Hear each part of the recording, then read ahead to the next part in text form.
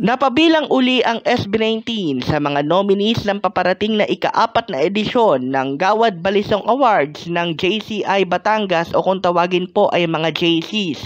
Sa official portrait na isinapubliko ng social media platforms ng naturang organisasyon, bukod sa mahalima ay napabilang din sina Catherine Bernardo, ang Oscar nominee na si Dolly De Leon, maging ang model na si Antoinette Tos, Paul Volter na si EJ Obiena, si Mayor Mark Alcala, Bianca Gonzalez, David Limcauco at Barbie Fortesa.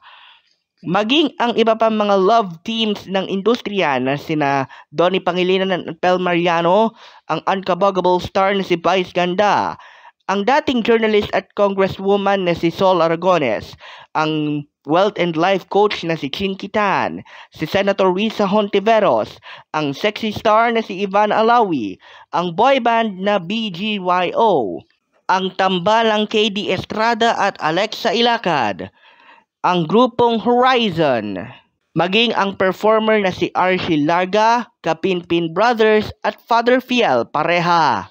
At hindi pa huhuli si Quezon City Mayor Joy Belmonte, ang Taylor Swift impersonator na si Taylor Sheesh at si Attorney Caroline Cruz.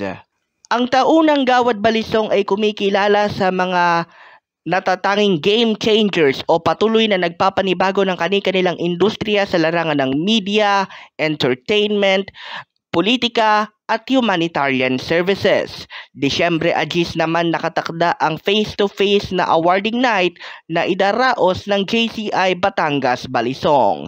Hinihintay pa natin ang mismong voting system kung paano makakapaglapag ng kanilang napupusuan ang mga boboto.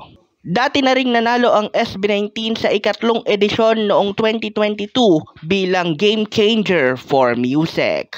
Para sa Mabuhay Radio News sa walang takot walang pinapaboran, itong Senbat sa Patrol No. 2 Stephen Saraspe Perez.